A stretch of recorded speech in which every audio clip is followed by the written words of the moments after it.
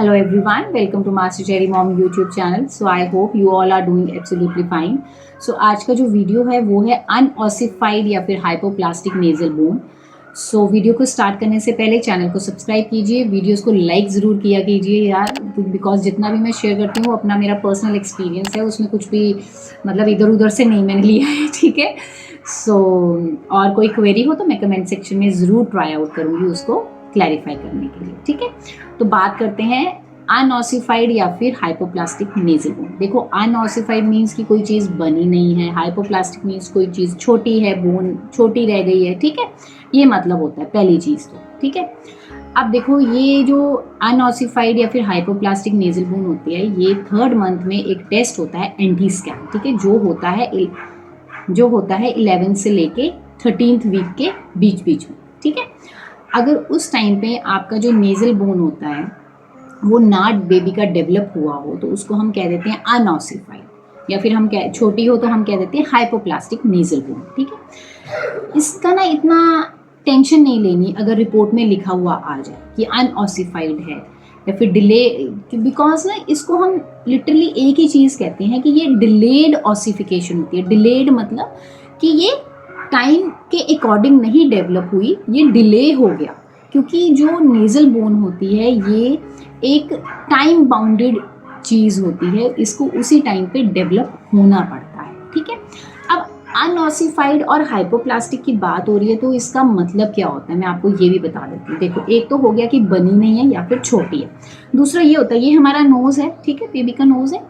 ये जो बोन्स जा रही हैं, यहाँ से बोन्स जा रही होती हैं. ठीक है. यहाँ पे सेंटर पे आके इनको ज्वाइन होना होता है. ठीक है. जितना भी कैल्शियम वगैरह होता है यहाँ पे डिपॉजिट होना जो होता है बच्चे की नेजल बोन पे, ताकि ये हार्ड हो जाए यहाँ पे. ठीक है. और ये ज्वाइन कर जाए. ठीक है. अगर ये चीज़ यहाँ नहीं ज्वाइन हो रही होती है तो हम कह देते हैं कि ऑसिफिकेशन नहीं हुई है या फिर वो चीज़ छोटी रह गई है. ये होता है अनऑसिफाइड और हाइपोप्लास्टिक. ठीक है. अब अगर ये चीज़ हुई है तो इसको कह दिया जाता है कि डिले हो गया ऑसिफिकेशन, कि डिले हो गया, वो नहीं बना. ठीक है. ये कभी कभार डिले हो जाता है, कभी कभार नहीं भी बनती है. आपकी पूरी प्रेगनेंसी के टाइम पे ये नहीं भी बन सकती नेजल बोन बेबी का, ये कोई ज़रूरी नहीं होता है. ठीक है. अब इसको एज अ मार्कर लिया जाता है कि ये एक मार्कर है अगर नेजल बोन नहीं डेवलप हुई है या फिर छोटी है, कि कहीं बच्चे में कोई क्रोमोसोमल एबनॉर्मेलिटी तो नहीं है. ठीक है. इसको एज अ मार्कर लिया जाता है, एक रिस्क मार्कर लिया जाता है इसको. ठीक है. अब अगर बच्चे की नेजल बोन जैसे रिस्क मार्कर लिया गया इसको, ठीक है, ऐसे यूज़ किया गया, तो क्या करते हैं इसके बाद फर्दर जो है टेस्टिंग बोली जाती है. ठीक है. जैसे कि ये डबल मार्कर होता है इसके बाद. ठीक है. अगर कोई HCG के इंजेक्शन ले रहा है उनके डबल मार्कर टेस्ट नहीं होगा. अगर डबल मार्कर से कई बार क्या होता है इतना क्लैरिटी नहीं मिलता है तो डॉक्टर्स क्या कहते हैं, या तो आपको बोल देंगे एम्नियोसेंटेसिस टेस्ट जिसे हम नीडल टेस्ट भी कहते हैं, या फिर वो बोल सकते हैं NIPT टेस्ट. ठीक है. तो आप दोनों में से कोई भी करवा सकते हैं. मेरा NIPT टेस्ट हुआ था जब मेरे बच्चे का नेजल बोन नहीं डेवलप हुआ था, अनऑसिफाइड आया था. ठीक है. और जब अनऑसिफाइड नेजल बोन आता है, जैसे आपको 11th 12th वीक में बुला लिया गया, अनऑसिफाइड आया तो आपको 10 डेज़ के गैप में फिर से बुलाया जा सकता है. ठीक है. और समटाइम्स क्या होता है ये देखने के लिए कि नेजल बोन आ गई है कि नहीं आई है, क्या पता तब भी ना आई हो, मेरे बेबी की नहीं आई थी तब भी. और कई बार क्या होता है, पेरेंट्स क्या होता है रिपीटेडली आ रहे होते हैं. 12th वीक में अगर एक बार एंटी स्कैन हुआ, उसके बाद वो फिर से स्कैन करवाने के लिए 14th वीक में आ रहे हैं, फिर 17th वीक में आ रहे हैं, फिर 20th वीक में भी आते हैं कि नेजल बोन डेवलप हुआ कि नहीं हुआ. अगर डेवलप नहीं हुआ है या फिर छोटा ही रह गया, डोंट वरी, पैनिक मत हो जाओ. आपने सिर्फ एक ही काम करना है, आपके डॉक्टर आपको फर्दर टेस्टिंग के लिए बोलेंगे ताकि वो रूल आउट कर सकें कि बच्चे में कोई डाउन सिंड्रोम का प्रॉब्लम तो नहीं है.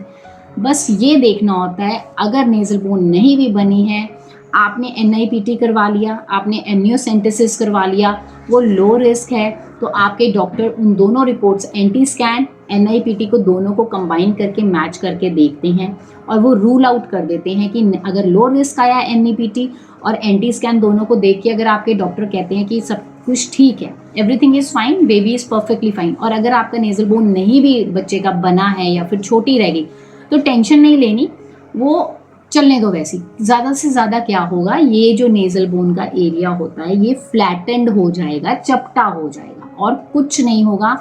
आपके बेबी में कोई भी स्ट्रक्चरल एबनॉर्मेलिटी फेस पर नहीं आएगी। मेरे कहने का मतलब कि जो बनावट होती है नाक की उसमें कोई भी फ़र्क नहीं होगा।